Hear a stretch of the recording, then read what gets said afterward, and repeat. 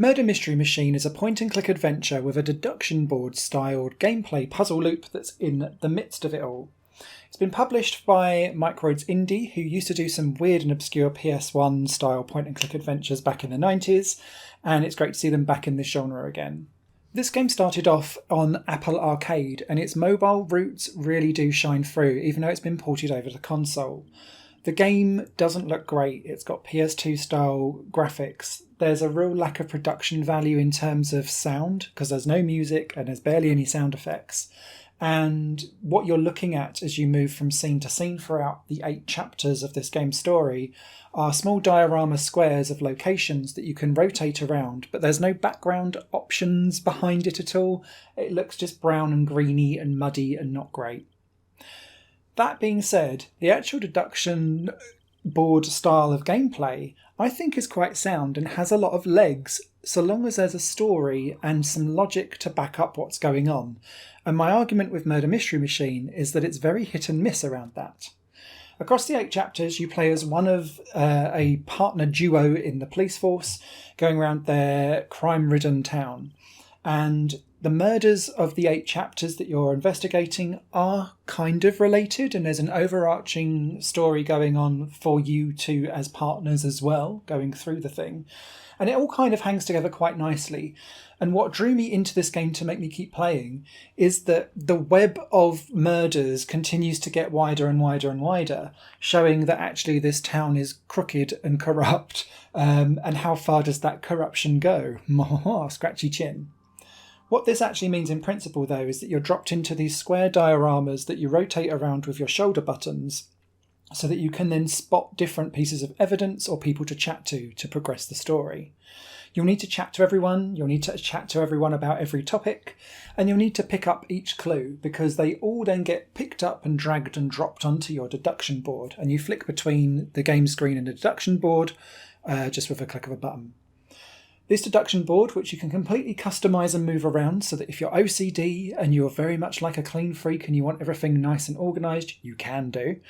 But what you'll be doing with this is picking up stuff and drawing lines between the two, spotting either issues where 2 different accounts of something don't add up, or where evidence supports a theory or a motive or a location to show what an address of where perhaps your next suspect or person you want to talk to is.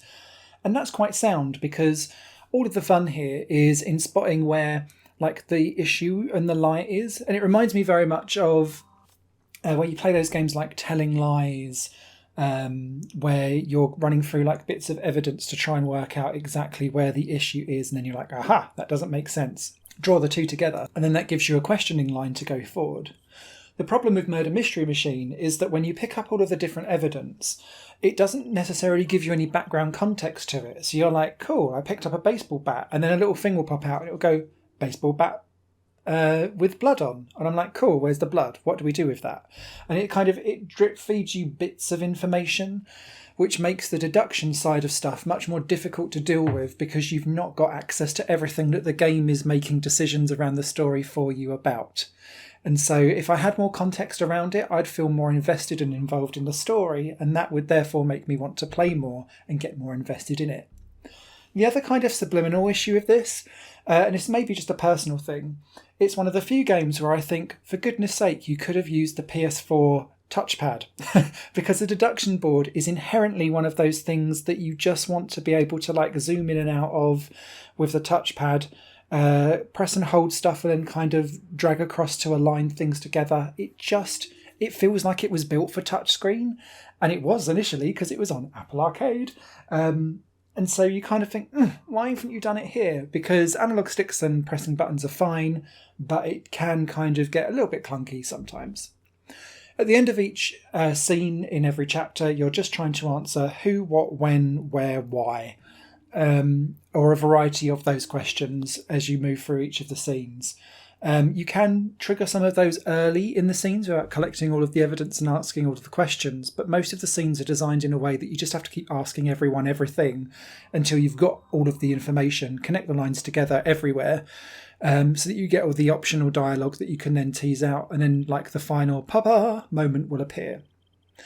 The game's got 8 chapters. I would probably say it's about anywhere from 6 to 8 hours potentially to complete. It depends on how perceptive you are and how much you want to play the game, I guess.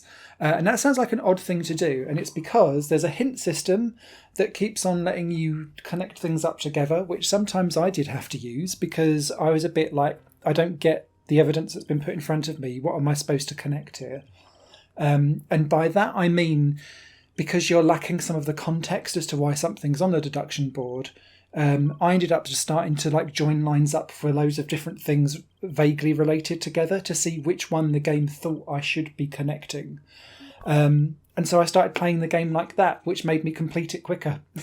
But if you just was like, okay, I'm going to do one deduction line at a time and see how I go and like make it pretty and proper, then I think it would take you longer and maybe you'll get more enjoyment out of it. But I found it slightly frustrating that I was lacking some of the context here.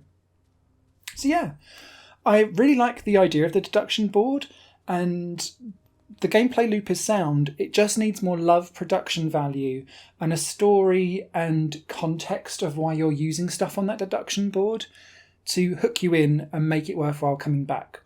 Now, I am aware that this development team have kind of picked up this whole mechanic and they're dropping it into an Agatha Christie style game.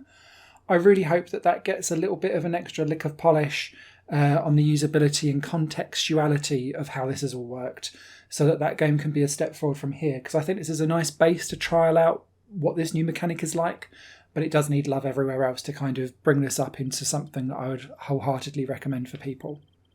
Written review will be over on higherplayinggames.com. I hope that review was informative. If it was, please do give us a like to help me along my YouTube way. Cheers all. Bye bye. Higher Plane Games is part of the Higher Plane Network, a completely independent media outlet supported by people like you. The goal is to create the best possible content that cultivates a richer indie scene for games as well as music and entertainment. To find out more and to get involved, visit patreon.com/higherplane-network. Your support makes all the difference, and in return you'll gain access to bonus content and downloads. Thank you for watching.